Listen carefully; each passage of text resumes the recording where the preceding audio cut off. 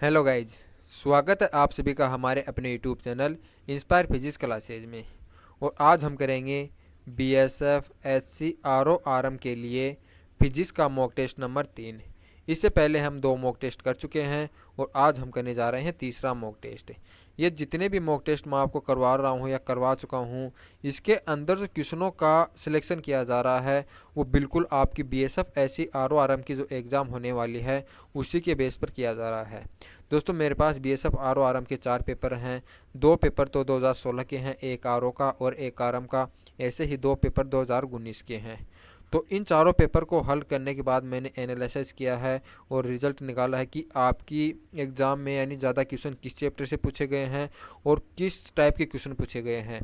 उसी के आधार पर इन क्वेश्चनों का सिलेक्शन किया जा रहा है। तो यदि आप इन यानी मॉक टेस्ट को हल करते हैं, इन क्वेश्चन को हल करते हैं, तो ये क्वेश्चन आपकी एग्ज़ाम के अंदर ज़रूर हेल्प करेंगे और बहुत हेल्प करेंगे। तो शुरुआत करते हैं इस तीसरे नंबर के मॉक टेस्ट की। तो हमारा जो पहला क्वेश्चन है वह आपकी स्क्रीन पर। इसमें आपको क्या पूछा गया है कि विभिन्न वर्णों की प्रकाश किरणें वायु में गमन करती हैं। इस क्वेश्चन में आपको बताना है कि हमारी जो अलग अलग रंगों की प्रकाश किरणें हैं, यदि उनको वायु से गुजारा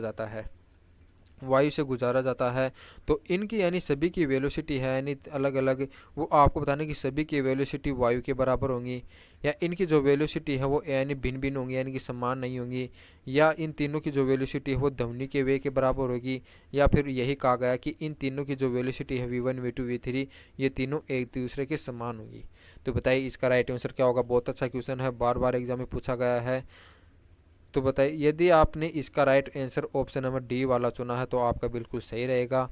क्योंकि दोस्तों डी वाला कैसे होगा ये भी मैं आपको बता देता हूँ। आपको याद रखना कि हमारी जो प्रकाश की वेलोसिटी है वो किस चीज़ पर निर्भर करती है। यह केवल एक चीज़ पर निर्भर करेगी, वो है हमारा माध्यम। यानी यह किस माध्यम में यानी कि जो प्रकाश है वो गुजारा जा रहा है, गमन कर रहा है, उस माध्यम का जो रिफ्रैक्टिव इंडेक्स है, अपवर्तनांक है म्यू, यह उस पर निर्भर करती है।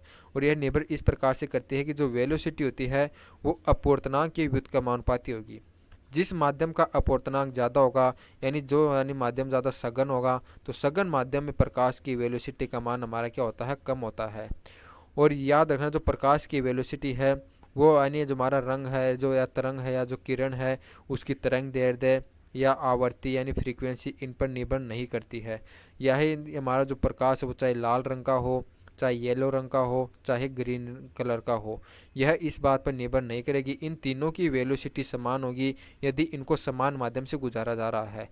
यहाँ पर हमें यही बताया गया है कि जो विभिन्न विभिन्न रंग यानी रंगों की जो प्रकाश है वो वायु से गुजारी जा रही है। यानी यहाँ पर सभी वायु का मतलब है इन सभी वर्णों के लिए म्यू का मान समान है, एक ही माध्यम से गुजार रहा है। तो इसका मतलब यहाँ पर यानी कि इन तीनों की वेलोसिटी क्या होगी, समान होगी। तो इसका राइट आंसर हो जाएगा ऑप्शन नंबर डी। दोस्तों मैंने जो भी चीज़ बताई है आपने नोट कर ली होंगी। अब देखते हैं हमारा सेकेंड क्वेश्चन।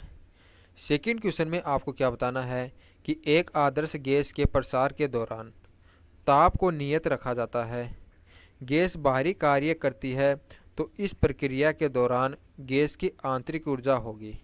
इस क्वेश्चन में हमें क्या बताना है कि एक आपका निकाय है, उसके अंदर यानी निकाय के यानी पूरे के अंदर टेम्परेचर को क्या रखा गया है, नियत यानी कांस्टेंट रखा गया है, और इसके द्वारा भारी कार्य किया जा रहा है यानी इस गैस के द्वारा कार्य किया जा रहा है। तो इस क्रिया के अंदर आपको बताना है कि हमारी जो इंटरनल एनर्जी है वो किस प्रकार से चेंज होगी, बढ़ेगी, घटेगी या बढ़ेगी, स्थिर रहेगी या आणविक गति पर निर्भर करती है। ये बहुत ही अच्छा क्वेश्चन है, इसके अंदर एक बहुत ही अच्छा कंसेप्ट लग रहा है। यदि वो कंसेप्ट को आप जानते हैं तो बिल्कुल 1 सेकंड भी नहीं लगाएंगे इसका आंसर चूज करने में। यदि आपने इसका आंसर ऑप्शन नंबर सी वाला चुना है तो बिल्कुल सही है, यानी स्थितिज ऊर्जा हमारी क्या रहेगी, स्थिर रहेगी। दोस्तों एक आठ बात की इसको अच्छी तरह से नोट कर लेना कि हमारी जो इंटरनल एनर्जी होती क्या है, पहले ये आपको बता देता हूँ। इंटरनल एनर्जी क्या होती है कि दोस्तों हमारे कोई भी गैस के जो अणु होते हैं उन अणुओं की जो काइनेटिक एनर्जी होती है उसी काइनेटिक एनर्जी हमारी क्या होती है, इसकी इंटरनल एनर्जी होती है। तो याद रखना गैसों की जो आंतरिक ऊर्जा होती है वो जो हमारे अणुओं की जो गतिज ऊर्जा होती है उसी के रूप में होती है। तो यह निर्भर किस पे करती है, टेम्परेचर पर निर्भर करती है। यदि टेम्परेचर में यदि चेंज होगा तो ही हमारा इंटरनल एनर्जी में चेंज होगा। यदि इसका टेम्परेचर समान है तो हमारी यानी जो इंटरनल एनर्जी है, आंतरिक ऊर्जा है, उसके अंदर भी कोई चेंज नहीं होगा। तो यहाँ पर आपको क्या दिया हुआ कि ताप को नियत रखा गया है। ताप को नियत रखा गया है तो इसका मतलब इसकी आंतरिक ऊर्जा है वो भी आपकी क्या रहेगी, स्थिर रहेगी। दोस्तों आपको कई बार ये भी पूछ लिया जाता है कि समतापीय प्रक्रम में कौन सा कथन सत्य होता है। वहाँ पर आपको दे देगा कि किया गया कार्य जीरो है, या आंतरिक ऊर्जा में परिवर्तन जीरो है, या Q is equal to zero है, या तीन उपरोक्त सभी। तो यहाँ पर आपको क्या हो जाएगा, इंटरनल एनर्जी में चेंज होगा, डेल्टा यू का मान जीरो हो जाएगा, क्योंकि समतापीय प्रक्रम के अंदर टेम्परेचर का मान चेंज नहीं होता।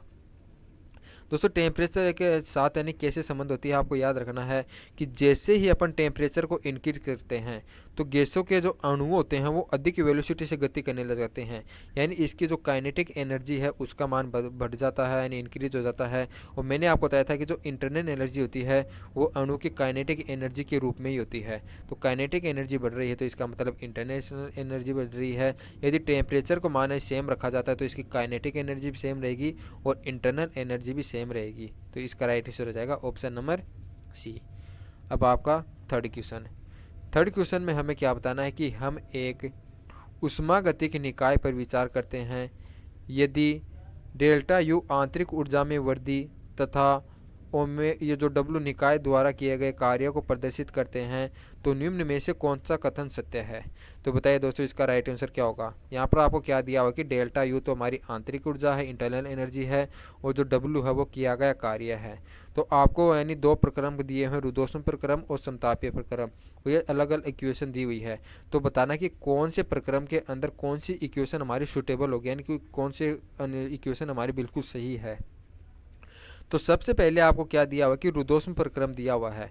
तो रुद्धोष्म प्रक्रम में आपको पता होना चाहिए जो ऊष्मागतिकी का हमारा प्रथम नियम होता है वो क्या कहता है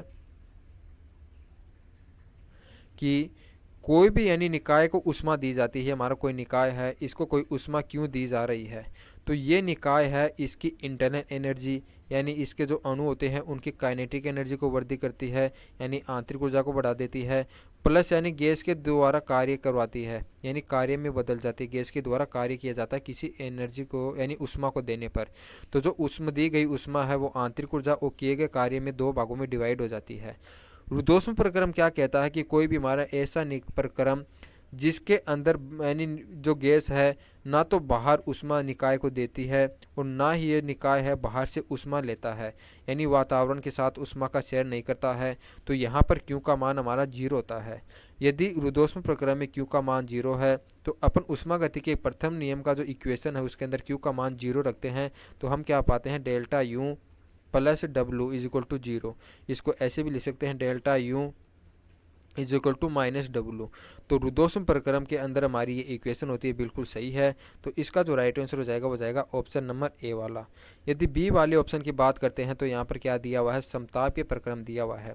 तो समतापीय प्रक्रम में मैंने क्या बताया था, समतापीय प्रक्रम के अंदर की यदि टेम्परेचर का मान हमारा कांस्टेंट रहता है और टेम्परेचर का मान यदि कांस्टेंट है तो यू का मान भी हमारा कांस्टेंट रहेगा, यानी delta U is equal to आपका क्या हो जाएगा, जीरो। डेल्टा यू के अंदर यानी आंतरिक ऊर्जा में कोई भी परिवर्तन नहीं होगा, इसके अंदर परिवर्तन कितना हो जाएगा, जीरो।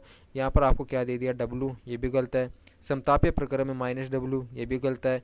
और रुद्धोष्म प्रक्रम में तो मैंने बता दिया कि यानी कि delta U is equal to minus W होगा, न कि पॉजिटिव, तो ये भी गलत है। तो इसका सही राइट आंसर हो जाएगा ऑप्शन नंबर ए। अब है फोर्थ क्वेश्चन। फोर्थ क्वेश्चन में आपको क्या बताना है कि जल में नमक घोलने पर जल का पृष्ठ तनाव बढ़ जाएगा, कम हो जाएगा, अपरिवर्तित रहेगा, उपरोक्त में से कौन नहीं। बहुत ही अच्छा क्वेश्चन है, एग्जाम का फेवरेट क्वेश्चन है, बार बार पूछा जाता है। तो बताइए इसका आंसर क्या होगा। दोस्तों इसमें आपको क्या बताना है कि हमारा कोई एक यानी वाटर है, इसके अंदर साल्ट मिलाया जा रहा है, नमक मिलाया जा रहा है, तो इसकी जो सरफेस टेंशन है वो बढ़ेगी, घटेगी या अपरिवर्तित रहेगी। तो इसका जो राइट आंसर होगा वो होगा ऑप्शन नंबर ए वाला, इसकी जो पृष्ठ तनाव है वो बढ़ जाएगा। ये होगा कैसे, इसके लिए आपको यानी तीन बातें याद रखनी होंगी। आपका जो पृष्ठ तनाव होता है वो तीन चीज़ों पर निर्भर करता है। पहली है हमारी ताप।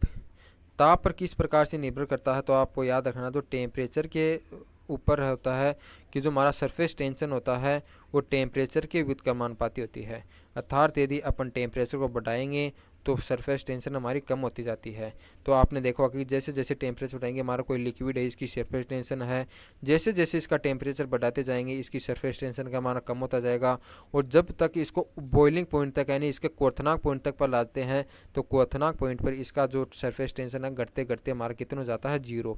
उसके बाद में गैसीय अवस्था में बदल जाता है, क्योंकि गैसीय अवस्था की कोई भी सरफेस टेंशन नहीं होती है। तो इस प्रकार से याद रखना, जैसे जैसे टेम्परेचर बढ़ाएंगे तो आपका जो सरफेस टेंशन है वो हमारा कम होता जाएगा।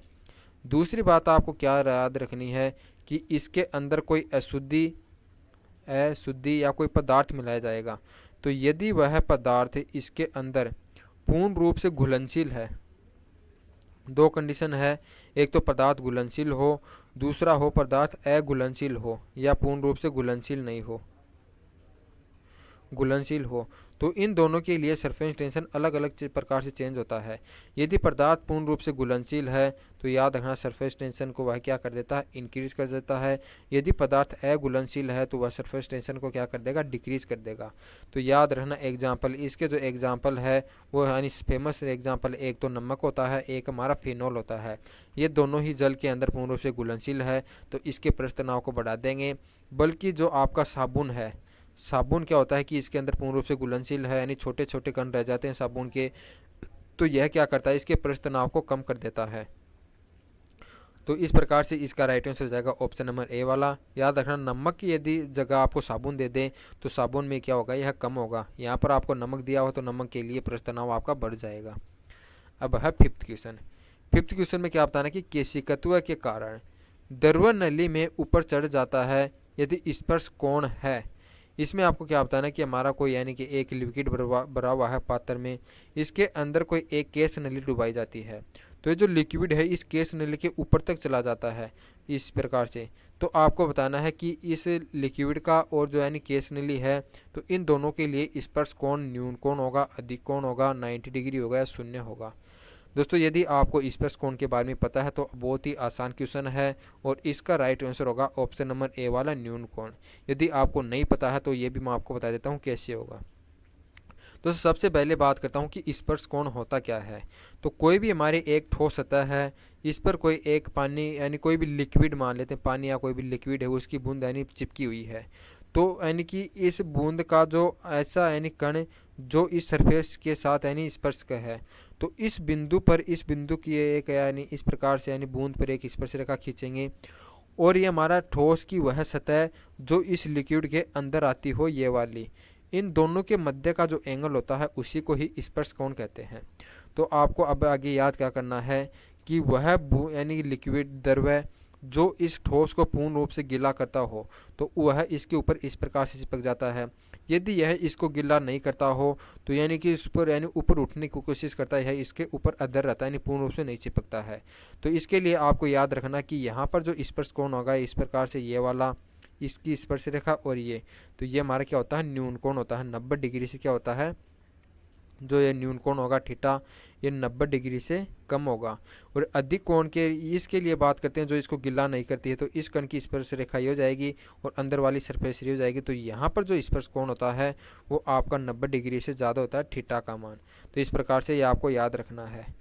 अब इसी केस को यदि मैं केस नली के लिए बात करता हूँ तो आपको क्या याद रखना है कि जो लिक्विड और केस नली यदि आपस में गिला करने वाला है, ये लिक्विड केस नली को गिला करता है, तो इसका मतलब है जो लिक्विड और इसके मध्य में आकर्षण पाया जाएगा और ये अधिक ऊंचाई पर चला जाएगा। यदि लिक्विड और केस नली ये एक दूसरे को गिला नहीं करते हैं तो जो लिक्विड होता है वो केस नली के नीचे तक आ जाता है। और यदि इसका यानी यह न तो गिला करता है और न ही यानी दोस्तों यानी नेचुरल है यानी कि बराबर ही है, तो यानी यही इसकी सतह पर होता है। तो इस कंडीशन में जो स्पर्श कोण होता है हमारा 90 डिग्री होता है। और मैंने आपको बताया था कि ऊंचा कब जाता है, जब यही इसको गिला करता हो। यदि यह इसको गिला करता है तो हमारा ये जो स्पर्श कोण होता है वो हमारा क्या होता है, न्यून कोण होता है। तो इस प्रकार से इसका राइट आंसर हो जाएगा ऑप्शन नंबर ए वाला। ये भी आपको समझ में आ गया होगा। अब बात करते हैं 6th क्वेश्चन की। 6वें क्वेश्चन में आपको क्या बताना है कि एक वर्णीय प्रकाश वायु से म्यू अपवर्तनांक के कांच में अपरिवर्तित होती है तो आपतित तथा अपवर्तित तरंगों की तरंग दैर्ध्य का अनुपात होगा। इस क्वेश्चन में हमें क्या बताना है कि आपके पास इस प्रकार से कोई एक कांच का यानी माध्यम है, वायु से कोई किरण आपतित होती है और वही इस पर अपवर्तित होकर इस प्रकार से मुड़ जाती है। वायु के अंदर इसकी वेवलेंथ लैम्डा ए है और कांच के अंदर इसकी वेवलेंथ लैम्डा जी है। तो आपको बताना है कि आपतित और अपवर्तित यानी ग्लास के अंदर जो किरण है, इन दोनों की तरंग दैर्ध्य का अनुपात बताना है, रेशियो बताना है कितना होगा। तो इसके लिए आपको याद क्या रखना होगा, वैसे तो इसका राइट आंसर मैं बता दूं ऑप्शन नंबर सी वाला होगा, म्यू अनुपात 1। और ये कैसे होगा, आपको क्या याद रखना, जो हमारा लैम्डा होता है वो किसके व्युत्क्रमानुपाती होता है, अपवर्तनांक के व्युत्क्रमानुपाती होता है। तो यहाँ से यदि अपन लैम्डा ए अपॉन लैम्डा जी का मान निकालना चाहें तो ये इसके व्युत्क्रमानुपाती है अपवर्तनांक का, यानी जिसका अपवर्तनांक ज़्यादा होगा यानी सघन माध्यम के अंदर वेवलेंथ हमारी क्या होती है, कम होती है। तो यहाँ पर यदि ए ऊपर है तो हमारा म्यू ए हमारा नीचे आ जाएगा, यदि लैम्डा जी नीचे है तो म्यू ए आपका क्या आ जाएगा, ऊपर आ जाएगा, क्योंकि यही इसके व्युत्क्रमानुपाती होता है। तो यहाँ से हमें म्यू जी का मान कितना दिया हुआ है, म्यू दिया हुआ है, और एयर का जो अपवर्तनांक होता है, रिफ्रैक्टिव इंडेक्स होता है, हम सभी जानते हैं 1 होता है। तो इस प्रकार से लैम्डा ए अपॉन में लैम्डा जी आपका कितना हो जाएगा, म्यू अनुपात 1 हो जाएगा, म्यू रेशियो 1 हो जाएगा। तो इसका राइट आंसर हो जाएगा ऑप्शन नंबर सी। अब बात करते हैं 7th क्वेश्चन की। 7th क्वेश्चन में क्या पूछा गया कि अप्रगामी तरंग में प्रस्पंद वे बिंदु होते हैं जहाँ विस्थापन मैक्सिमम होता है, डिस्प्लेसमेंट मैक्सिमम होता है, या प्रेशर मैक्सिमम या मिनिमम होता है। यानी 4 ऑप्शन इस प्रकार से दिए हुए हैं। तो आपको बताने कि कौन सा मैक्सिमम होगा और कौन सा मिनिमम होगा। तो इस क्वेश्चन का जो यानी दोस्तों आपको पता है कि अप्रगामी तरंग क्या होती है, और प्रस्पंद और जो हमारा निस्पंद बिंदु होते हैं उसके बारे में पता है। तो इसका जो राइट आंसर होगा ऑप्शन नंबर डी वाला, यानी विस्थापन तो आपका महत्तम होगा और दाब होगा वो कितना होगा, न्यूनतम होगा। तो ये होता कैसे है ये भी मैं आपको देता हूँ। दोस्तों अप्रगामी तरंगें क्या होती हैं, जब दो बिल्कुल से समान प्रकार की दो प्रगामी तरंगें विपरीत दिशा में चलकर एक दूसरे पर अध्यारोपित होती हैं तो एक नई प्रकार की तरंग बनती है। वो तरंग बनती है इस प्रकार से। तो ये जो तरंग कहलाती है वही हमारी अप्रगामी तरंग कहलाती है। याद रखना, जो तरंगें अध्यारोपित होती हैं और आरोपित होती हैं उनकी कला यानी जो हमारी फेज होती है वो भी एक दूसरे के समान होती है, फ्रीक्वेंसी भी एक दूसरे के समान होगी, आयाम भी एक दूसरे के समान होंगे, यानी सभी इसके जो पैरामीटर हैं एक दूसरे के समान होंगे, तभी हमारी अप्रगामी तरंग बनेगी। और अप्रगामी तरंग के अंदर 2 बिंदु बनते हैं। ये वाला बिंदु आपका होगा निस्पंद और ये वाला बिंदु होता हमारा प्रस्पंद। तो आपको याद क्या रखना है दोस्तों, ये प्रस्पंद पर तो डिस्प्लेसमेंट होता है वो आपका क्या होता है, मैक्सिमम होता है। तो प्रस्पंद पर ये जो डिस्प्लेसमेंट है वो हमारा मैक्सिमम है। और यहाँ पर दोस्तों आप देख रहे हैं कि जो अणु है वो दूर दूर है, यानी डिस्प्लेसमेंट ज़्यादा है। तो यदि अणु दूर दूर होंगे तो इसका मतलब क्या है कि यहाँ पर जो प्रेशर होगा उसका मान क्या होगा, कम होगा। तो प्रेशर न्यूनतम होता है। यदि आप यानी जो हमारा निस्पंद वाला यानी बिंदु है उसके लिए बात करते हैं तो यहाँ पर जो अणु है, दोनों तरंगों के अणु यानी इकट्ठे हो जाते हैं, पास पास होते हैं। तो इसके मतलब है यहाँ पर दाब तो आपका क्या होगा, अधिकतम होगा। और जो विस्थापन है यानी कि जो यानी डिस्प्लेसमेंट है वो हमारा क्या होगा, न्यूनतम होगा। तो यहाँ पर हमें किसके लिए पूछा गया, प्रस्पंद के लिए। तो विस्थापन आपका महत्तम हो जाएगा और दाब आपका न्यूनतम हो जाएगा। तो इसका राइट आंसर होगा ऑप्शन नंबर डी। अब बात करते हैं 8th क्वेश्चन की। 8th क्वेश्चन में हमें क्या बताना है कि किसी तरंग संचरण का समीकरण y is equal to 0.5 sin t minus x metre है। यदि x अक्ष की यानी पॉजिटिव अक्ष की दिशा में घटती हुई तरंग का समीकरण जिसका वेग है। इसमें आपको क्या दिया होगा दोस्तों, एक तरंग का समीकरण दिया हुआ है और इस समीकरण के अनुसार आपको इसकी वेलोसिटी पूछी गई है कितनी है। दोस्तों इस प्रकार के यानी 6-7 टाइप के क्वेश्चन बनते हैं, वो मैं सभी इसी यानी क्वेश्चन के माध्यम से आपको बता देता हूँ। यदि आपको कोई तरंग का इक्वेशन दिया हुआ हो, तरंग का इक्वेशन हमेशा इस फॉर्म में होता है, A sine omega t plus minus के एक्स। ये ओमेगा टी है और ये होता है प्लस माइनस के एक्स। तो यहाँ से आपको याद रखना, जो साइन का आगे का ये जो गुणन होता है इसको अपन बोलते हैं आयाम। तो यदि कहीं भी आपको कोई यानी इक्वेशन दे दे और उसके लिए पूछ लिया जाए कि आयाम कितना है, तो इस इक्वेशन का आयाम कितना हो जाएगा, 0.5। इसी प्रकार से दोस्तों आपको पूछ लिया जाए कोणीय आवर्ती या कोणीय वेग ओमेगा, तो कोणीय वेग ओमेगा हमेशा याद रखना, जो टी का गुणांक होता है इसके अंदर वही हमारा क्या होता है, ओमेगा होता है। तो यहाँ पर टी का गुणांक क्या है, 10 है। तो इसका ओमेगा आपका कितना हो जाएगा, 10 हो जाएगा। फिर आपको पूछा जाता है तरंग संख्या। तरंग संख्या दोस्तों, तरंग संख्या होती है, इसका फॉर्मूला होता है 2 पाई अपॉन में लैम्डा। यानी हमारी ये तरंग होती है तो इसका जो यानी ऐसा कोण जिसकी जो हमारी डिस्टेंस है, यानी जो यहाँ पर जो डिस्टेंस है वो कितनी हो, 1 मीटर हो, तो उसी एंगल को अपन क्या कहते हैं, तरंग संख्या कहते हैं। तो इसके अंदर पूरा जो एंगल होता है 2 पाई, इसके अंदर यानी डिवाइड करते हैं लैम्डा से। तो लैम्डा का मान क्योंकि हमें 1 मीटर करना है, तो उसके लिए जितना कोण निकलेगा उसी को अपन तरंग संख्या कहते हैं। इसका फॉर्मूला होता है 2 पाई/में लैम्डा। और यह क्या होता है, ये एक्स का गुणांक होता है। इक्वेशन के अंदर जो भी हमारा एक्स का गुणांक होगा वही हमारी तरंग संख्या होती है। यहाँ पर प्लस माइनस 1 होता है, तो आप माइनस के लिए है, पॉजिटिव डायरेक्शन में जा रही है, तो वैसे इसका मान +1 हो जाएगा, क्योंकि माइनस क्या दर्शा रहा है कि यह पॉजिटिव अक्ष के दौरान जा रही है। यदि नेगेटिव अक्ष के डायरेक्शन में जाती तो यहाँ पर हमारा पॉजिटिव हो जाता, ये डायरेक्शन को बताता है। अब आपको पूछ लिया जाता है कि वेग, तो दोस्तों वेग आपको डायरेक्ट इक्वेशन से नहीं पता चलता है, इक्वेशन से आपको इसके लिए फॉर्मूला पता होना चाहिए। वेग का फॉर्मूला होता है W/K। तो W मैंने आपको बताया था कि T का गुणांक होता है 10 और K हमारा क्या होता है कि x का गुणांक होता है 1। तो इस प्रकार से इसकी वेलोसिटी हो जाएगी 10 मीटर पर सेकेंड। तो इसका जो राइट आंसर हो जाएगा वो जाएगा ऑप्शन नंबर ए वाला। इसके अंदर और आपको क्या पूछता है, फ्रीक्वेंसी। तो फ्रीक्वेंसी हमारी क्या होती है, उसका फॉर्मूला होता है ओमेगा इक्वल टू 2 पाई/f होता है, या f इक्वल टू 2 पाई/ओमेगा होता है। तो यहाँ से यदि आपको फ्रीक्वेंसी पूछी जाए तो आपकी 2 पाई/में कितनी हो जाएगी, 10, या पाई/में 5। कई बार ये भी पूछ लिया जाता है। और तीसरी क्या पूछी जाती है दोस्तों, आवर्तकाल। आवर्तकाल कैसे निकालते हैं, वो फ्रीक्वेंसी का उल्टा होता है। तो फ्रीक्वेंसी पाई/में 5 है, तो वो हमारे क्या हो जाएगा, 5/में पाई हो जाएगा। तो यह इसका जो फॉर्मूला निकलना चाहेंगे तो आपका हो जाएगा ओमेगा/में 2 पाई हो जाएगा, यहाँ से इसका उल्टा। तो इस प्रकार से दोस्तों मैंने आपको सारी चीज़ें निकाल दी हैं, और यहाँ पर आपको ओनली वेलोसिटी पूछी गई है, तो वेलोसिटी आपकी हो जाएगी 10 मीटर पर सेकेंड। अब आपका 9th क्वेश्चन है। 9th क्वेश्चन में हमें क्या बताना है कि यदि एक कण नियत चाल r त्रिज्या के वर्त पर अर्धवर्त के बराबर दूरी तय करता है तब। इसमें आपको क्या बताना है कि कोई एक कण है, वो वर्तीय पथ पर गति करता है और वह अर्धवर्त के बराबर की दूरी डिस्टेंस तय करता है। तो इसके लिए आपको बताना है कि कौन सा कथन सत्य है, कि उसका संवेग में परिवर्तन ये होगा, गतिज ऊर्जा में परिवर्तन ये होगा, यह होगा, या शून्य होगा। तो बताइए इसका राइट आंसर क्या होगा। सबसे पहले दोस्तों आपको संवेग दिया हुआ है, तो दिखा देता हूँ कि संवेग में परिवर्तन कितना होगा। तो संवेग में परिवर्तन हमारा क्या होता है कि P2 माइनस P1 होता है। तो यहाँ पर इस कण के लिए बात करते हैं कि दोस्तों यदि यानी ये जो कण है ये हमारा इस प्रकार से यानी वर्तीय गति कर रहा है, और यदि इसका द्रव्यमान m है, तो यहाँ पर इसकी जो वेलोसिटी की डायरेक्शन होगी हमारी ये हो जाएगी, इसका मास ये है और वेलोसिटी ये है, तो इसका जो संवेग हो जाएगा हमारा क्या हो जाएगा mv। तो माइनस एन P1 का मान हमारा क्या हो गया mv। अब बात करते हैं P2 की। दोस्तों कण घूमता घूमता हुआ यहाँ पर आ जाएगा, लेकिन वेलोसिटी की डायरेक्शन तो हमारी ये हो जाएगी यहाँ पर, लेकिन इसका वेलोसिटी हमारी v ही रहेगी। इसका मास हमारा m1 है। तो यदि दोस्तों हमारी वेलोसिटी यहाँ पर v है, तो यहाँ पर इसकी डायरेक्शन 180 डिग्री हो गई, यानी कि -v हो जाएगी।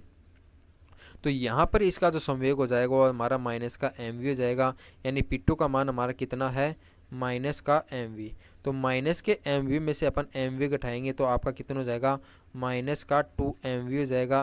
लेकिन संवेग में परिवर्तन आपको कितना दिया हुआ है, mvr, जो कि आपका ये गलत हो जाएगा, ये ऑप्शन नहीं होगा।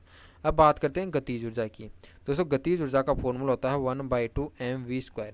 यहाँ पर जो v होता है याद रखना, वेलोसिटी न होकर क्या होती है, आपकी स्पीड होती है। वेग न होकर ये क्या होती है, गति होती है। तो यहाँ पर दोस्तों वेलोसिटी है हमारी कितनी है, v है, और स्पीड हमारी यहाँ पर v होगी। स्पीड यहाँ पर भी v होगी, क्योंकि दोस्तों हमारी जो काइनेटिक एनर्जी है वो हमारी एक अदिश राशि है, यानी अदिश राशि है, डायरेक्शन पर निर्भर नहीं करेगी। तो यहाँ पर इसकी जो हमारी काइनेटिक एनर्जी हो जाएगी 1/2 mv² हो जाएगी, और वही काइनेटिक एनर्जी हमारी यहाँ पर भी रहेगी 1/2 mv²। यह डायरेक्शन पर निर्भर नहीं करती है क्योंकि अदिश राशि है। तो यहाँ पर आप काइनेटिक एनर्जी में चेंज निकाल लेंगे E2 माइनस E1। तो यहाँ पर भी हमारी 1/2 mv² है, यहाँ पर भी 1/2 mv² है। तो इसका जो माइनस करेंगे तो आपका कितना निकल कर आएगा, 0। तो काइनेटिक एनर्जी में चेंज हो जाएगा वो हमेशा कितना हो जाएगा, 0। तो आपको हमेशा याद रखना कि वर्तीय गति के अंदर हमेशा काइनेटिक एनर्जी में जो चेंज होता है, वेलो में चेंज होता है, वो कितना होता है, 0, एक समान वर्तीय गति में। क्योंकि हर जगह वेलोसिटी हमारी सेम रहेगी, इसका मास सेम होता है, तो हर जगह इसकी जो काइनेटिक एनर्जी है वो हमारी 1/2 mv² होगी। तो इसका राइट आंसर हो जाएगा ऑप्शन नंबर डी। अब बात करते हैं 10th क्वेश्चन की। 10th क्वेश्चन में आपको क्या पूछा गया है कि अभिकेंद्रीय त्वरण का सूत्र है। यानी कोई कण है जो एक समान वर्तीय गति कर रहा है, तो उसके अंदर जो अभिकेंद्रीय त्वरण होता है उसके लिए बताना है कि उसका सूत्र क्या होगा। दोस्तों याद रखना, यदि कोई कण एक समान वर्तीय गति कर रहा है तो इसका मतलब क्या है, यहाँ पर वेलोसिटी v है, यहाँ पर भी वेलोसिटी v है, यहाँ पर वेलोसिटी v है, यानी उसके अंदर जो स्पर्श रेखीय त्वरण का मान है वो हमारा शून्य हो जाएगा, यानी कि कुछ भी त्वरण नहीं होता है, क्योंकि हर जगह वेलोसिटी समान है, एक समान वर्तीय गति है। लेकिन फिर भी इसके अंदर एक त्वरण उपस्थित होता है, वो हमारा होता है अभिकेंद्रित त्वरण, और इसकी डायरेक्शन होती है त्रिज्यीय केंद्र की ओर, यानी त्रिज्या की अनुदिश होती है केंद्र की ओर। इसका फॉर्मूला कैसे निकालते हैं, तो दोस्तों याद रखना, जो अभिकेंद्रीय त्वरण होता है वो अभिकेंद्रीय बल के कारण होती है, और अभिकेंद्रीय बल का फॉर्मूला हम सभी जानते हैं mv²/r होता है, और हम सभी जानते हैं कि जो त्वरण होता है वो आपका कितना होता है, F/m होता है। तो यहाँ पर F ये है, इसको m से डिवाइड करेंगे तो m कैंसिल हो जाएगा, तो आपका जो त्वरण होगा वो जाएगा v²/r। तो v²/r आपका कौन सा एक्सीलरेशन हो जाएगा, हो जाएगा अभिकेंद्रीय त्वरण, क्योंकि यह सेंटीपिटल फोर्स के कारण ही यानी उत्पन्न हो रहा है, तो इसे अपन बोलेंगे सेंटीपिटल एक्सीलरेशन। इसका फॉर्मूला क्या हो जाएगा, v²/r। तो इसका राइट आंसर हो जाएगा ऑप्शन नंबर ए वाला। अब बात करते हैं 11th क्वेश्चन की। 11th क्वेश्चन में हमें क्या बताना है कि फैराडे का नियम किसके संरक्षण से संबंधित है। तो दोस्तों याद रखना, जो फैराडे का नियम है वो ऊर्जा संरक्षण के नियम पर आधारित होता है, और इसका कथन होता क्या है कि हमारा फैराडे का नियम क्या होता है, पहले बता देता हूँ। दोस्तों आपके पास कोई एक कुंडली है और एक चुंबक है, यदि इस कुंडली और चुंबक के मध्य आपेक्षिक गति होती है, या तो कुंडली को इसके पास या दूर ले जाया जाता है, या चुंबक को इसके पास या दूर ले जाया जाता है, यानी आपेक्षिक गति होती है, तो उस दौरान क्या होता है कि इसके अंदर एक ईएमएफ यानी विद्युत वाहक बल उत्पन्न होता है या करंट उत्पन्न होता है।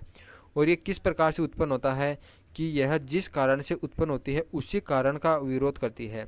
यदि इसके कारण यहाँ पर एन यानी वो सिरा लेकर आ रहे हैं, तो इसके अंदर भी एन सिरा उत्पन्न होगा, जिससे कि यह यानी दूर जाने की कोशिश करे। यदि अपन इसको दूर ले जाएंगे तो यहाँ पर एच सिरा उत्पन्न हो जाएगा, क्योंकि यह यानी फिर इसको खींचने की कोशिश करेगी।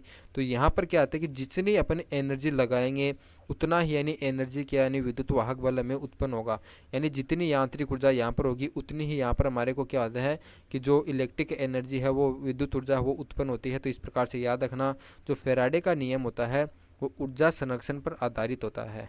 अब आपका 12 का क्वेश्चन, 12वें क्वेश्चन में आपको क्या बताना है कि एक आर त्रिज्या के वर्ताकार धात्विक प्लेट एक समान कोणीय वेग ओमेगा से इस प्रकार घूर्णन करती है कि इसका तल चुंबकीय क्षेत्र बी के अभिलंबवत है, तब प्लेट की रिम व केंद्र के बीच उत्पन्न विद्युत वाहक बल होगा।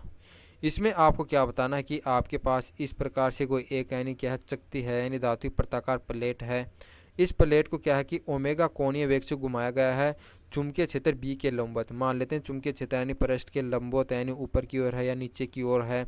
तो यदि इसको यानी तल के अंदर इस प्रकार से ओमेगा कोणीय वेग से घुमाया जाता है, तो इसके यानी बाह्य परिधि और यानी जिसका जो केंद्र है उसके मध्य एक विद्युत वाहक बल ईएमएफ उत्पन्न होता है। उसका फॉर्मूला आपको बताना है क्या होगा। तो दोस्तों आपको 3 फॉर्मूले बताता हूँ। वैसे तो इसका जो फॉर्मूला है आप नोट कर लेना, वो होगा 1/2 बी ओमेगा आर स्क्वायर होगा। लेकिन इससे रिलेटेड 2 और यानी फॉर्मूले हैं वो भी आपको बता देता हूँ कि एक एल लंबाई की छड़ है और इस प्रकार से हमारा कोई पृष्ठ के लंबवत यानी नीचे की ओर चुंबकीय क्षेत्र है, इसके लंबवत इसको वी वेलोसिटी से गति करवाया जाता है एल लंबाई की छड़ को। तो इसके इस सिरे पर और सिरे पर एक विद्युत वाहक बल उत्पन्न होता है ईएमएफ। उसका फॉर्मूला क्या होता है वो याद रखना, बी एल वी होता है। लेकिन दोस्तों यदि यहाँ पर और कोई एंगल से इसको गति करवाया जाए या चुंबकीय क्षेत्र में थीटा कोण से रखा जाता है तब यहाँ पर साइन थीटा लग जाता है। लेकिन यदि ये तीनों एक दूसरे के परपेंडिकुलर हो, थीटा का मान 90 डिग्री हो, तो साइन थीटा का मान 1 हो जाता है। ये formula only B L V बच जाता है।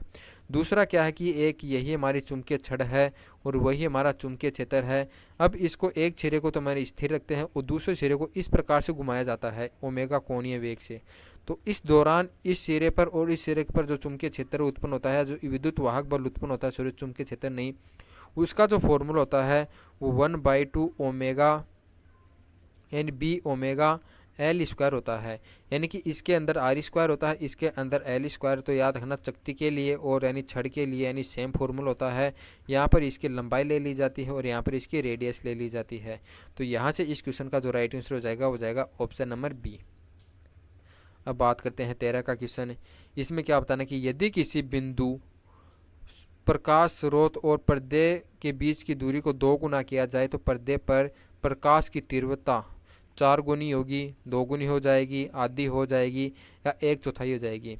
इसमें क्या बताना कि यदि हमारा कोई एक यानी स्रोत है, प्रकाश स्रोत, एक पर्दा है, यदि इनके मध्य की यानी दूरी कुछ भी है, उसके लिए इसकी तीव्रता मान लेते हैं आई है।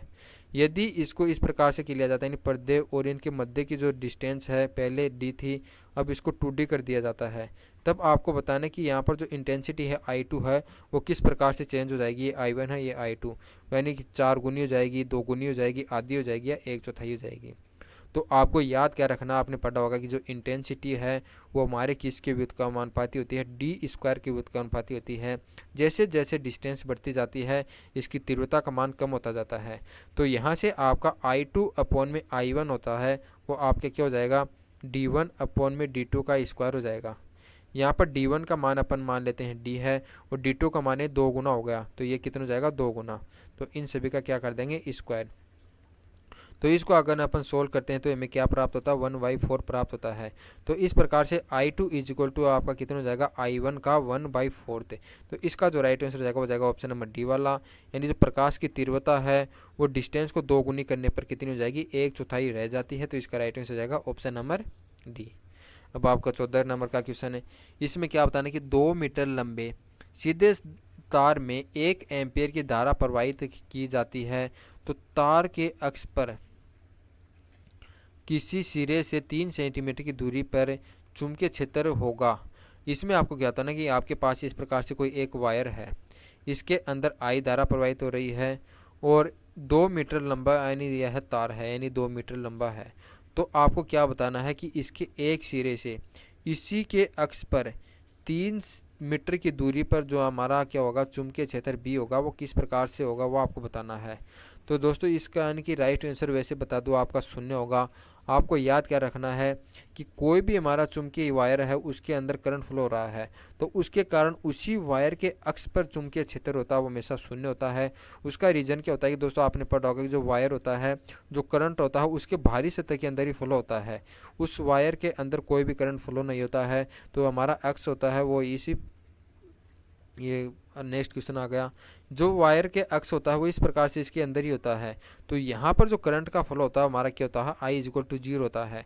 और चुंबकीय क्षेत्र का जो फॉर्मूला आपने पढ़ा होगा कि इस वायर से यानी r डिस्टेंस की दूरी पर, अवलंबित r दूरी पर जिसका चुंबकीय क्षेत्र का जो फॉर्मूला होता है वो म्यू0 I अपॉन में 2πd होता है। यहाँ पर कोई धारा आई नहीं बहेगी, आई का मान ही 0 हो जाएगा, तो चुंबकीय क्षेत्र आपका कितना रहेगा, 0 होगा। तो इसके जो अक्ष पर जो चुंबकीय क्षेत्र होता है वो याद रखना हमेशा कितना होता है, 0। तो इसका राइट आंसर जाएगा ऑप्शन नंबर डी। अब बात करते हैं 15 के क्वेश्चन की। 15 के क्वेश्चन में आपको क्या बताना है कि एक ऊर्ध्वाधर धारावाही वर्ताकार कुंडली के केंद्र पर उदासीन बिंदु प्राप्त होता है, तो अतः कुंडली के तल एवं चुंबकीय यामोत्तर के बीच का कौन होगा। इसमें आपको क्या बताना है कि दोस्तों इस प्रकार से हमारा कोई एक धरातल है, इसके ऊपर एक यानी कुंडली रही है, यानी ये हमारा धरातल है और इस प्रकार से इस पर एक कुंडली रखी जाती है। तो इसका जो केंद्र है इस पर आपको क्या बताना है कि चुंबकीय क्षेत्र यदि 0 प्राप्त होता है तो हमारा जो चुंबकीय यामोत्तर होता है और ये जो चुंबकीय का जो तल होता है, इस तल के बीच का एंगल बताना है कितना होगा।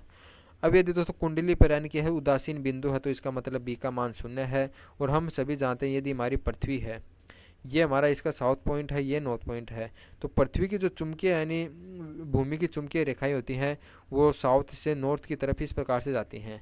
अब दोस्तों इस कुंडली के केंद्र पर अपन बात करें, यदि इसके केंद्र पर चुंबकीय क्षेत्र 0 है तो इसके लिए क्या होना चाहिए कि हमारा जो पृथ्वी के कारण चुंबकीय क्षेत्र की डायरेक्शन ये है, तो कुंडली का जो में धारा के कारण जो चुंबकीय क्षेत्र होगा वो इसके विपरीत क्रम में इस प्रकार से होना चाहिए। इसी कारण एक दूसरे के कैंसिल करेंगे और यहाँ पर बी का मान हमारा 0 हो सकता है। तो इसके लिए क्या करना होगा, यदि हमारा चुंबकीय क्षेत्र यहाँ पर यानी उधर नॉर्थ की ओर है तो इधर साउथ की ओर करना होगा। तो साउथ की ओर करने के लिए क्या होगा कि इस कुंडली को इस प्रकार से रखना होगा कि इस सिरा इसका यानी वेस्ट की तरफ होगा और दूसरा ईस्ट की तरफ होगा, तभी इसके यानी के अंदर पर यानी धारा के कारण जो चुंबकीय क्षेत्र उत्पन्न होगा वो किस डायरेक्शन में होगा, इस डायरेक्शन में, और यानी कि एक दूसरे को कैंसिल आउट कर देंगे। तो अब चुंबकीय यामोत्तर क्या होता है कि दोस्तों हमारे जो चुंबकीय यानी रेखाएं होती हैं, पृथ्वी की चुंबकीय रेखाएं होती हैं, उसका जो यानी पृथ्वी के धरातल का जो लंबवत जो यामोत्तर होता है, जो तल होता है, उसी को चुंबकीय यामोत्तर कहते हैं। तो इसके मध्य में और ये जो हमारा चुंबकीय का तल हो जाएगा, तो इन दोनों के मध्य का एंगल आपका कितना हो जाता है, 90 डिग्री हो जाता है। तो इसका राइट आंसर हो जाएगा ऑप्शन नंबर डी वाला, यानी हमारी पृथ्वी है इस प्रकार से, चुंबकीय यामोत्तर हमारा इस प्रकार से होता है, साउथ से नॉर्थ की तरफ होता है पृथ्वी के लंबवत, और हमारी जो कुंडली होगी वो किस प्रकार से, इस प्रकार से रखनी होगी, यानी ये हमारा ईस्ट हो जाएगा, ये वेस्ट। तो इन दोनों के मध्य जो एंगल हो जाएगा वो कितना हो जाएगा, 90 डिग्री। अब बस 16 का क्वेश्चन है, इसमें क्या बताना है कि एक प्रतिरोध तार की लंबाई 10% बढ़ा दी जाती है, तब इसके प्रतिरोध में परिवर्तन होगा। इसमें आपको क्या बताना है कि हमारा एक यानी वायर है, उसको खींच कर या यानी दो क्वेश्चन आते हैं दोस्तों, एक तो उसके अंदर यानी खींच कर उसकी यानी लंबाई को बढ़ाता है, एक यानी उसकी लंबाई को वैसे ही बढ़ा देता है बिना खींचे हुए।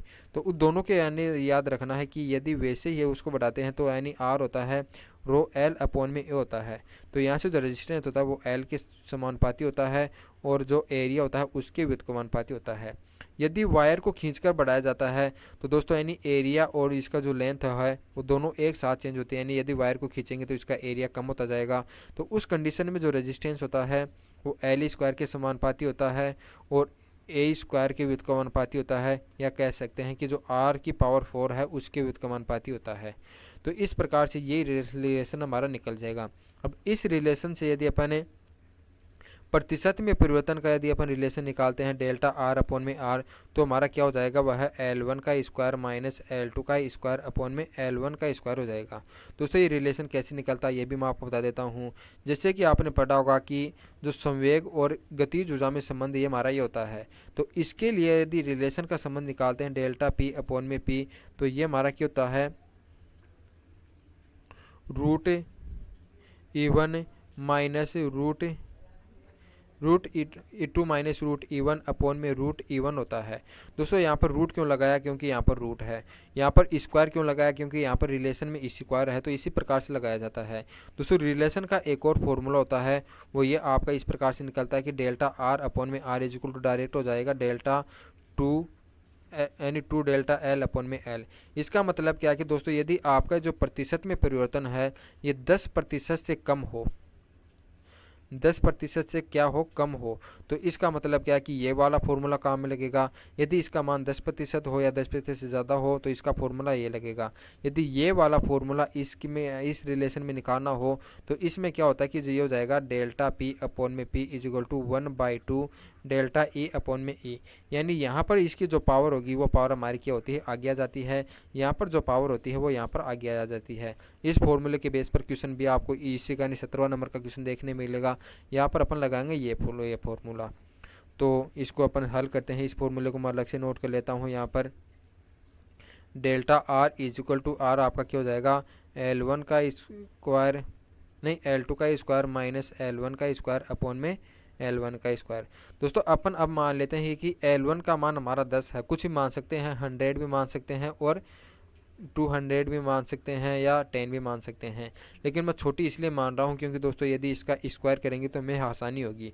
अब यदि इसको 10% बढ़ा दी जाती है तो 10% का 10% कितना हो जाएगा, 1, तो 1% बढ़ा देंगे तो हमारा कितना हो जाएगा, 11। तो ये हो जाएगा L2 का मान, ये हो जाएगा L1 का मान, ये यहाँ पर रखेंगे। L1 का स्क्वायर L2 का स्क्वायर हो जाएगा हमारा 121, L1 का स्क्वायर हो जाएगा 100 अपॉन में 100, ये आपका निकल कर आ जाएगा 21। यहाँ पर इसका राइट आंसर हो जाएगा ऑप्शन नंबर सी वाला। यानी कि दोस्तों ये कब होगा, जब खींच कर किया जाता है। यदि खींच कर नहीं किया जाए यानी कि डायरेक्ट बढ़ाया जाता है तो आर होता है वो एल के समानुपाती होता है। जितना परिवर्तन एल में होगा उतना ही परिवर्तन आर में होगा। इसका जो राइट आंसर होगा ये आपका ऑप्शन नंबर ए वाला दे चुका है, क्योंकि दोस्तों यहाँ पर आपको खींच कर नहीं दिया हुआ है। लेकिन ये मैं 21 क्यों निकाला हूँ, क्योंकि दोस्तों अगला क्वेश्चन है उसके अंदर खींच कर दिया हुआ है, तो यदि खींच कर दिया हुआ हो तो उसके लिए आपको ये फॉर्मूला लगाना होगा। तो ये मैंने दोनों फार्मूले लगा के आंसर निकाल दिए हैं, ए वाला भी बी वाला। यानी इसको यदि खींचकर इसकी लंबाई बढ़ाई जाती है तो उस समय तो इसका परिवर्तन नहीं होगा, यदि खींचकर नहीं बढ़ाई जाती है तो डायरेक्ट यही इसके समानुपाती होता है, यानी जितना परिवर्तन एल में होगा उतना ही आर में होगा। तो इस क्वेश्चन का जो हमारा एक्चुअल में राइट आंसर होगा वो होगा 10%। अब है 17 का क्वेश्चन।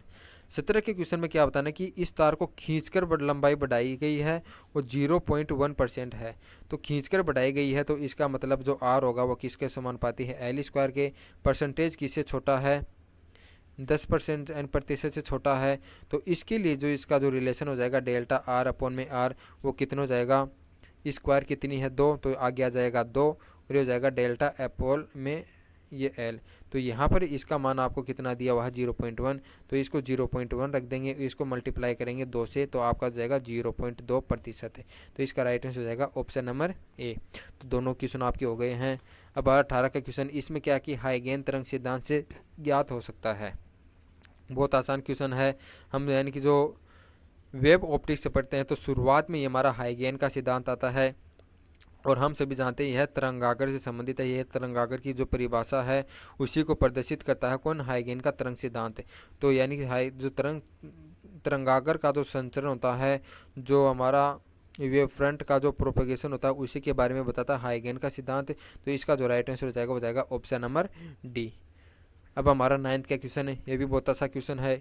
इसके अंदर में क्या दिया हो कि सी धारिता के एक संधारित्र को वी विभव से आवेशित किया जा सकता है, तो संधारित्र से को परिबद्ध करने वाले बंद प्रेशर से विद्युत फ्लक्स का मान होगा। इसमें क्या दिया हुआ कि आपका पास यानी कोई संधारित्र है, इसकी जो धारिता सी है और विभवांतर आपका कितना है, विभव वी है। तो इसको एक यानी बंद पृष्ठ में रखा जाता है। तो इस पृष्ठ से संबंधित आपको चुंबकीय फ्लक्स यानी विद्युत फ्लक्स फाई ई बताना है कितना होगा। तो बताइए इसका राइट आंसर क्या होगा। कई बच्चे क्या करते हैं कि दोस्तों यानी कि इस धारिता आपको सी दे दी, विभव वी दे दिया, तो यानी कि हमारा जो गाउस का नियम का फॉर्मूला तो है फाई ई क्यू अपॉन में एप्सिलॉन नॉट होता है। तो इसके लिए यहाँ पर क्यू का मान निकालना चाहते हैं, और हम सभी जानते हैं Q is equal to C V होता है। लेकिन दोस्तों यहाँ पर यानी क्यू वी सी वी निकालते हैं, यानी कई बच्चे क्या करते हैं सी वी अपॉन में एप्सिलॉन नॉट, बल्कि ये आपका गलत हो जाता है। क्योंकि दोस्तों हमें याद रखना है कि ये जो आवेश निकलता है सी वी, ये इसकी एक प्लेट होता है, दूसरी प्लेट पर भी उसका उतना ही आवेश होता है, और यह है एक प्लेट पर पॉजिटिव होता है तो दूसरी पर नेगेटिव होता है। तो दोनों पर यानी समान आवेश होने के कारण और विपरीत प्रकृति होने के कारण यदि अपन टोटल आवेश देखेंगे इस बंद पृष्ठ में, तो आपका कितना हो जाएगा 0। तो यहाँ पर आपको क्यू का मान 0 रखना होगा, न कि क्यू वी। तो इस प्रकार से इस क्वेश्चन का जो राइट आंसर होगा हो जाएगा ऑप्शन नंबर डी वाला। अब हमारा लास्ट का क्वेश्चन है, इसमें आपको क्या बताना है कि संधारित्र की धारिता सी है, संधारित्र के आवेश और विभव से स्वतंत्र, आवेश पर निर्भर करती है, विभव से स्वतंत्र होती है, या ज्यामिति से स्वतंत्र है, या दोनों चालकों की सतहों के मध्य विद्युत माध्यम से स्वतंत्र है। बताइए इसका राइट आंसर क्या होगा। दोस्तों धारिता के दो फॉर्मूले होते हैं, सी इज, एक तो हमारा मैंने बताया था कि Q is equal to C V होता है। तो यहाँ से यदि अपन देखते हैं कि ये जो सी ये फॉर्मूला कैसे प्राप्त होता है, कि ये फॉर्मूला ऐसे प्राप्त होता है कि जो Q होता है वो विभव के समान यानी समानुपाती होता है, और इस समानुपाती स्थिरांक को हटाने के लिए एक नियतांक लगाया जाता है, वही हमारा धारिता होता है। तो यहाँ पर धारिता हमारा क्या है, नियतांक है। ये किसके लिए है कि Q और V के मान के अंदर जो हमारा एक दूसरे के साथ निर्भर करते हैं, उसको यानी बनाए रखने के लिए जो कांस्टेंट लगाया जाता है वही हमारा C है। तो इस प्रकार जो C है वो आवेश और विभवांतर से स्वतंत्र होती है, वो आपस में एक कांस्टेंट है, नियतांक है। तो यह Q के मान चेंज करने पर चेंज नहीं होगा, जो चेंज होगा वो हमारा V चेंज होता है। तो ये आपका बिल्कुल सही राइट आंसर हो जाएगा। ये आपका गलत हो जाएगा क्योंकि आवेश पर निर्भर दे रखा है। दोस्तों इन दोनों ऑप्शन की बात कर लेते हैं। इसमें क्या दिया हुआ कि ज्यामिति पर निर्भर करती है या स्वतंत्र होती है, या दोनों चालकों के मध्य जो परावैद्युत माध्यम है उससे भी स्वतंत्र होती है। तो ये दोनों ही ऑप्शन आपके गलत हैं, और ये गलत कैसे हैं ये भी बता देता हूँ। धारिता का एक और फॉर्मूला आपने पढ़ा होगा कि एप्सिलॉन नॉट ए अपॉन में डी होता है। तो यहाँ से अपन देखते हैं कि जो धारिता है वो प्लेटों के क्षेत्रफल पर उनके मध्य की दूरी पर निर्भर करती है। तो इसका मतलब क्या होगा, इसकी ज्यामिति की संरचना पर निर्भर करती है कि संधारित्र किस प्रकार का है, कि यानी चौड़ा है या बड़ी प्लेटों का है, कैसा है। डी वाले ऑप्शन में क्या दिया हुआ, परावैद्युतांक माध्यम। दोस्तों विद्युतशीलता हमारा निर्वात के लिए दिया गया हुआ है। यदि इसको किसी ई आर वाले माध्यम में रखा जाएगा तो यहाँ पर E R epsilon not a upon में डी हो जाता है। तो इस प्रकार से धारिता है वो माध्यम पर भी निर्भर करती है। तो इसका जो राइट आंसर हो जाएगा वो जाएगा ऑप्शन नंबर ए वाला। इसी के साथ हमारे आज के 20 क्वेश्चन कंप्लीट होते हैं। ये विश्लेषण आपको कैसा लगे आप कमेंट करके जरूर बताइएगा। ऐसे ही अच्छे अच्छे वीडियो के साथ अपन मिलेंगे आपको अगले यानी कि रेगुलर हमारी एग्जाम तक। तो आप हमारे साथ रेगुलर बने रहिए। हम मिलते हैं आपको नेक्स्ट वीडियो में, तब तक जय हिंद जय भारत।